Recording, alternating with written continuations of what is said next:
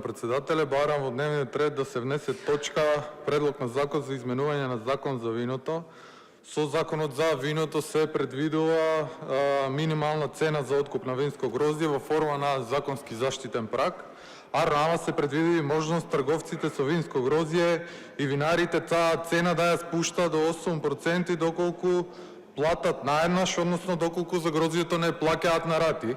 И ова воопшто не е во ред, затоа што кога лозарите плаќаат за наводнување, за ѓубриво, за препарати, за амортизација на механизација, за работна рака при берба, никој не им дава цена за сето ова намалена до 8%, само затоа што не плаќаат на рати.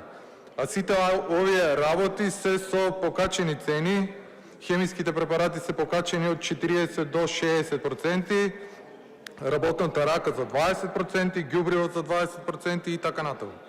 Затоа не постои разумна причина од купците на винско грозје да може да ја намалат законски предвидената цена само затоа што грозјето не го плаќаат на рати, и од тие причини го предложивме овој закон, односно го предложивме со таа цел можноста и тие фамозни 8% да се отстранат од законот.